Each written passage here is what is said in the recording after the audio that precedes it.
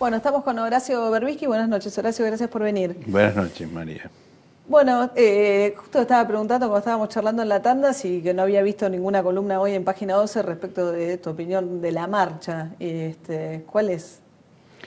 Me parece un fenómeno interesante que yo vengo viendo desde hace varios años, que es el surgimiento de una derecha civilizada, con voluntad democrática, participativa, que ya lo vi, digamos, cuando fue la alianza de Macri con Solá y de Narváez, que pero democrática, de alguna manera viene a cumplir un rol que está vacante en la Argentina desde el principio del siglo pasado, y que fue la clave de todos los golpes de Estado, la incapacidad de las clases dominantes de formar un partido político que representara sus intereses en forma competitiva en elecciones. Y a falta de eso recurrieron a la creación del partido militar para dar los golpes de Estado. Bueno, me parece que en torno de Macri, por primera vez está surgiendo un partido de la derecha,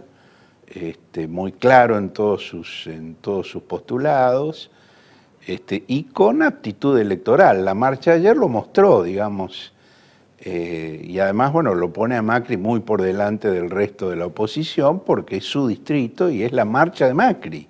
Ahora, la acusación del gobierno era que no era una marcha democrática, ¿no? Que a mí me llamó la atención porque, bueno, Parrilli diciendo, equiparándola al bombardeo del 55 sobre la Plaza de Mayo, Aníbal Fernández... Yo lo que creo es que hay una composición social que es la misma. Es decir, es la misma composición social de la marcha de la Constitución y la Libertad del 45, es la misma composición social de la marcha del Corpus Christi de junio del 55 y de la posterior de recepción a Lonardi en septiembre del 55, de la misma de las marchas, digamos, de la sociedad rural contra el gobierno de Kirchner y de Cristina, y la misma de los cacerolazos del año 2012 y 2013. La composición social es la misma, pero el fenómeno político es distinto. Es decir, aquí, digamos, esa marcha lo que implica es la afirmación de la capacidad de movilización callejera de un partido de la derecha, que es una cosa novedosa en la Argentina y que yo creo que hay que celebrarlo, es bueno eso. Pero había un montón de gente que yo imagino que no votaría nunca por Macri, como Beatriz Arlo o Roberto Gargarella, que estaban marchando hablando de lo republicano desde otro lugar, no creyendo que están haciéndole la corte a Macri, digamos. Está bien, pero estamos en año electoral. Todo esto es una efervescencia muy interesante, pero estamos a pocos meses de definiciones electorales y yo no sé qué candidatos tienen estas personas que vos nombraste. Bueno, pero por ahí Macri sí es candidato. Sí, sí. Yo no sé, habría que preguntarle a ellos cuáles son los candidatos que ellos tienen, pero me parece que el fenómeno muy claro es la instalación de esta nueva fuerza política, que yo no digo que vaya a ganar la elección, ni mucho menos, digo, es la fuerza mayoritaria en la ciudad. Y hizo una marcha, yo hoy estaba leyendo una cosa interesante, anoté algunas cosas porque me resultó muy interesante. Hay una publicación del Frente de la Izquierda y los Trabajadores que se llama La Izquierda Diario, que es un diario en internet muy bien hecho. Sí, súper bien hecho. Que ridiculiza, digamos, el dato de la Policía Metropolitana de 400.000 personas. Pues la federal dijo 50.000. Sí, ridiculiza a los dos. Y dice que ya el día anterior la Policía Metropolitana estaba vendiendo llave en mano 300.000. Sí, el jefe del operativo decía que iba a tener ese número. Ellos citan estudios, digamos, de una escuela sociológica de California, de cómo se mide, y dicen que hubo entre 70 y 90.000 personas. Es decir, una marcha muy importante, me parece. Pero claro, era una marcha enorme, ¿no? Y por supuesto, en la ciudad de Buenos Aires una marcha, ellos dicen de 70 a 90.000 personas, es muy importante. Por supuesto, las marchas de 24 de marzo de los organismos de derechos humanos son entre 50 y 100.000 y son las más importantes que se han visto. Ahora, hablemos un poco de Nisman, que era un poco el origen, por lo menos, de la convocatoria por parte de los fiscales. ¿Qué pasó con Nisman, con el gobierno? ¿Qué pasó con Nisman? Bueno, una cosa que me impresiona mucho en la marcha esta es que cada persona que abría la boca daba por supuesto que a Nisman lo habían asesinado.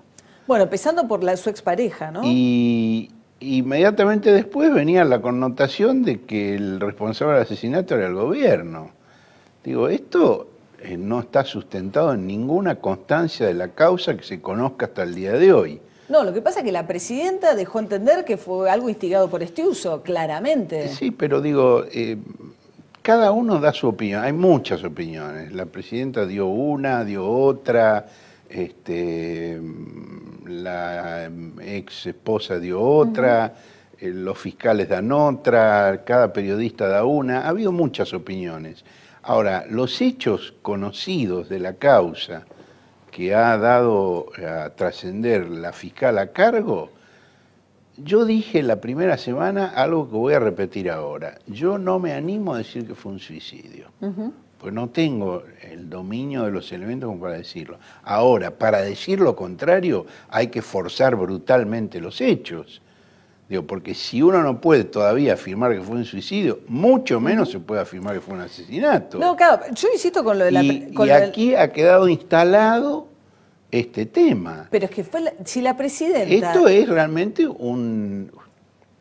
digamos, una victoria política de un sector de oposición al gobierno nacional. Pero en todo caso es una paradoja, porque el principio, digo, con la fuerza que tiene una presidenta para instalar una hipótesis de eso, alguien que además convivió 11 años con el poder con Estiuso y te deja entender que es tan oscuro y que era tan perverso el manejo de Estiuso dentro de la Secretaría de Inteligencia, que ella cree que Estiuso o lo induce o deja sugerido en el aire. Sí, a mí la verdad no me interesa opinar sobre opiniones.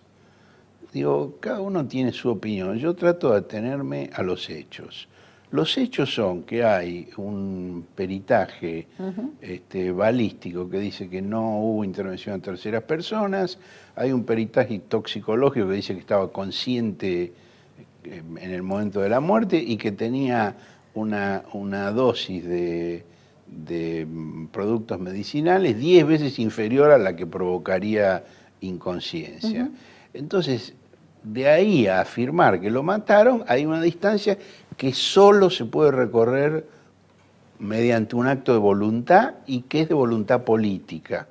Es decir, uno tiene por un lado esta movilización muy interesante que además muestra por primera vez una derecha organizada políticamente, con un partido, con capacidad electoral y con capacidad de movilización en la calle, lo cual me parece saludable para la estabilidad de un sistema político democrático. Ahora, al mismo tiempo vos ves, por ejemplo, el hijo de José Luis Romero en un artículo dice, los políticos se vistieron de ciudadanos. Es decir, vos ves una marcha claramente política que se disfraza de antipolítica. Bueno, sí, no puede no ser política. Ahora, no, pero una marcha deliberadamente política que se disfraza de antipolítica. Es decir, de modo que los dirigentes políticos participan de la marcha simulando que no son dirigentes políticos, que son, como dijo el hijo de José Luis Romero, vestidos de ciudadanos, lo cual es una paradoja que muestra las limitaciones que tiene esto, pero a mí también me pasa que va a haber elecciones este año y el día de las elecciones no va a estar la viuda de Nisman en la boleta electoral, salvo que ella quiera estar. Van a estar esos políticos que no osan decir su nombre. Bueno, pero también es como decir que es una marcha autoritaria, desestabilizadora, cuando lo que estás haciendo es un ejercicio democrático, ir y marchar, te guste o no te guste. Yo dije todo lo contrario. No, digo... No me atribuyas... digo, así yo dije como... que es una No atribuye. Bueno. No, digo, así como la oposición o algún sector de la oposición pretende quitarle el contenido político y opositor, que obviamente tuvo la marcha, también desde el gobierno, es como que la legitimidad democrática de la oposición no la tiene para marchar. Es un María, arrogarse... pero no me hagas a mí contestar lo que dice la oposición o lo que dice el gobierno. Yo no voy a hacer eso. Perdés el tiempo si vas por ahí, porque no te voy a contestar ni una sola vez lo que vos querés que te diga. Hablemos de la reforma de los servicios de inteligencia, eso sí. Sí, con mucho gusto, con mucho... Pero antes de dejar la marcha... Sí. quiero leer un comunicado de Memoria Activa sobre la marcha. Memoria Activa es una de las 3 instituciones formadas por las víctimas del atentado a la AMIA, porque en esa marcha participaron los propietarios del edificio que sufrió el atentado, pero no las víctimas. Las víctimas, Memoria Activa entiende que el silencio... ¿Sí? Sí, sí, sí. ¿Sí? ¿Alguna hubo? Sí, sí. Pero las asociaciones que representan, no. Hay 3 asociaciones, no participó ninguna de ellas. 18J, APEMIA y Memoria Activa, son 3. Ninguna de las 3... Memoria Activa es la de Laura Ginsberg. No, APEMIA. No, APEMIA, es la de Laura Ginsberg. Memoria Activa es la de Diana Malamud y Adriana Reinfeldt, y 18J es la que estuvo en el Vaticano con el Papa de Sergio Bernstein. Memoria Activa entiende que el silencio y el encubrimiento no es algo novedoso en la causa AMIA. Fue el silencio y la inacción de muchos a los que debemos el estado actual de la causa. Entre otros nos referimos a los convocantes de esta marcha, los fiscales Moldes y Ple, que con su accionar demoraron la causa en encubrimiento, defendiendo a los procesados en lugar de hacer su trabajo como fiscales y avanzar en las acusaciones. Memoria Activa denunció formalmente este accionar dilatorio y contrario a las funciones de un fiscal desde el año 2013. La dirigencia de la AMI y la DAIA, que son los propietarios del edificio, también convocaron a marchar en silencio. Otra vez no nos sorprende. ¿Por qué no acompañarían en silencio si su vergonzoso comportamiento a lo largo de más de 20 años fue sostener encubridores y en silencio los desvíos en la investigación, consintiendo la impunidad? En el juicio por el encubrimiento, uno de los procesados es el entonces presidente de la DAIA, Rubén Beraja. ¿Será que los convocantes la llaman marcha de silencio porque durante más de 20 años callaron? Políticos, jueces, fiscales, dirigentes, mientras la investigación era presa de intereses espurios al servicio de inescrupulosos. Tenemos claro que la causa AMIA es una pieza en el juego de la política. Apoyamos la búsqueda de verdad y justicia de los familiares de Nisman, sostenemos que la justicia tiene la obligación de investigar la muerte del fiscal. Memoria Activa lucha desde 1994 por la verdad y la justicia en el asesinato de nuestros familiares y amigos en la AMIA, yendo incluso contra las trabas impuestas por los poderes del Estado. Frente a nuestras denuncias encontramos solo silencio. Hoy todos esperamos el cumplimiento de los compromisos asumidos por el Estado Nacional en el decreto 802-12 del 2005, que es la reforma del sistema de inteligencia. Que es lo que asocié cuando me preguntaste por el tema de inteligencia, y el inicio del juicio oral por encubrimiento en el mes de julio de 2015, que ojalá se haga, porque esa fecha no está fijada todavía, es el deseo de las víctimas. Esto era porque Néstor Kirchner había asumido el compromiso de reformar la Secretaría de Inteligencia, que es el que terminó con la salida de Gustavo Vélez del gobierno. No, la salida de Gustavo Vélez del gobierno fue porque se opuso a que la Policía Federal fuera sin armas a las manifestaciones. Vélez inventó la acusación contra Estiuso para cubrir esta forma vergonzosa de su salida del gobierno. Y se jugó mostrando la foto de Estiuso, que le costó tener que irse del país. Sí, pero se fue del gobierno, se fue por otra cosa. Pero no dio la pelea. Eso me lo contó a mí Alberto Fernández. No, eso me lo contó a mí Alberto Fernández. Me llamó por teléfono y me dijo, Kirchner acaba de pedir la renuncia porque se negó a que la Policía Federal fuera sin armas a las manifestaciones sociales. Ese es el tema que yo estaba siguiendo de muy cerca, conocía la discusión. Vélez, Cuantán, que era el secretario de Justicia, y Campagnoli, que era el subsecretario de Justicia, se oponían, junto con el jefe Prados, a que la policía actuara sin armas. Y cuando Kirchner insistió que tenían que actuar sin armas, Vélez renunció. Termina Memoria Activa, el juicio en el que debería haber justicia por los delitos y la corrupción cometidos que nos negaron la verdad y consecuentemente la posibilidad de justicia. O sobre esto guardarán una vez más silencio. Esta es una opinión muy calificada porque no es una opinión de nadie que vaya a presentar una candidatura este año, ni del oficialismo ni de la oposición. No es una opinión de los propietarios del edificio, que fueron muy bien indemnizados para la reconstrucción del edificio, sino de las víctimas que quieren saber qué pasó. Diana Malamud es la viuda del arquitecto Malamud que estaba trabajando ahí ese día. Ahora, nos queda un poquito, unos minutos nada más, que quería tratar el tema de la reforma de los servicios de inteligencia. El CELS había planteado algunas objeciones. Nosotros planteamos muchas objeciones, hubo muchos cambios. De los cambios que nosotros planteamos, cerca del 80% fueron aceptados, cosa que nos congratulamos de eso, porque creemos que hemos contribuido a hacer una ley mucho mejor. Hay algunas cosas que todavía merecerían modificaciones, pero me parece claramente que es un avance, y es el cumplimiento de ese compromiso que asumió Kirchner en 2005 ante las víctimas, ante la Comisión Interamericana de Derechos Humanos, y del cual durante 10 años no se habló. No se habló, claro. Hasta este episodio. Que era esta alianza, digamos, Tiuso, Nisman, y cómo se siguió esa causa, ¿no? Efectivamente. Ahora, ¿y qué pasa con Milani? Ustedes del CELS también en su momento, en el último ascenso, habían objetado el ascenso. Nosotros objetamos el ascenso, lo impugnamos, entendimos que no tenía las condiciones requeridas para ser jefe de Estado Mayor por sus antecedentes en la desaparición del soldado conscripto Agapito Ledo y por las denuncias del ciudadano Olivera de la provincia de La Rioja.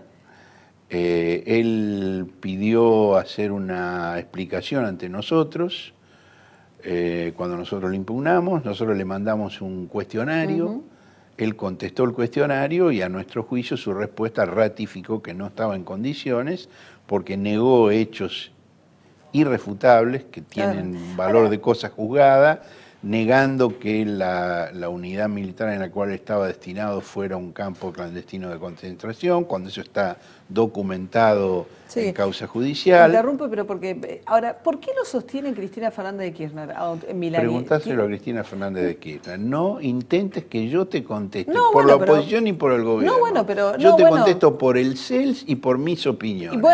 Y mis opiniones es que Milani no tiene la calidad requerida para ser jefe de Estado Mayor del Ejército. Pero yo me lo pregunto en serio, yo digo, un gobierno, con el tema de la política de derechos humanos, y en realidad esto viene a sostener muchas de las hipótesis de lo que meten Milani, inteligencia y cómo cumple función de inteligencia, porque uno no se explica, digamos, el costo político de sostener a alguien como Milani. ¿Qué sentido tiene? Bueno, a mí me gustaría realmente que los que sostienen que Milani realiza tareas de inteligencia interior hagan algún esfuerzo por dar algún elemento que lo demuestre, porque yo he tratado de investigar el tema y la verdad, el presupuesto de inteligencia de las Fuerzas Armadas creció en la misma proporción que el presupuesto del Ministerio de Defensa, y el del Ejército creció menos, que creció por debajo del presupuesto del Ministerio de Defensa.